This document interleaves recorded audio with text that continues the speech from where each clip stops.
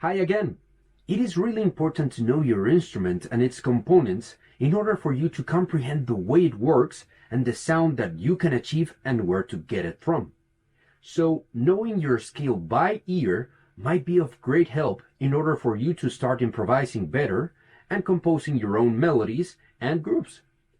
In this practice, we will focus on both of our hands and practice the scale, alternating hands and going from the lowest note to the highest note, being number 1 the lowest after the ding, and the bigger the number, the higher pitch the note will have.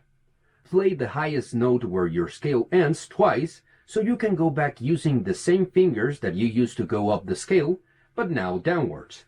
As you know by now, the lowest note is usually placed on the bottom of the handpan, and then the scale usually goes up from right to left, having the highest pitched note on the top and farthest from you.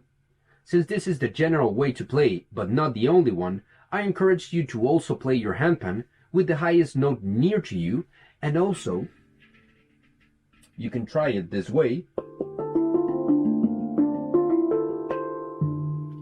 or sideways, just like this.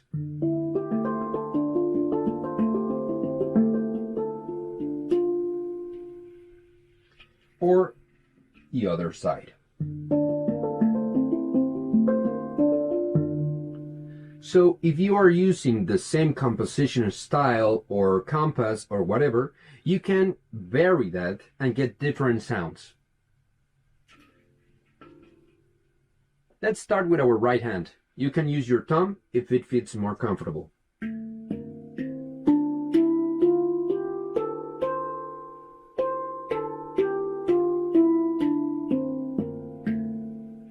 Again.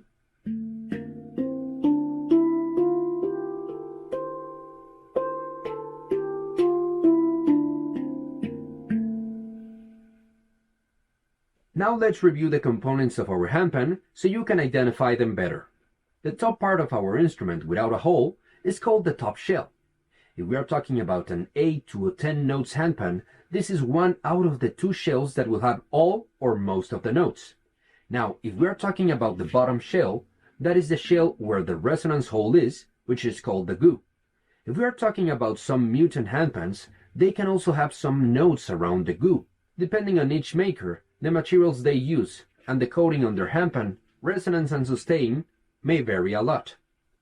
Getting back to this handpan and its top shell, there is the ding, or center note, which is usually the lowest note in the scale we have, and not usually considered within the scale, and that is the reason some handpan makers refer to it as 8+1 handpan, 9+1 handpan, instead of a 9-note or 10 notes handpan. Nearby around the ding, here is the biggest shoulder of the handpan.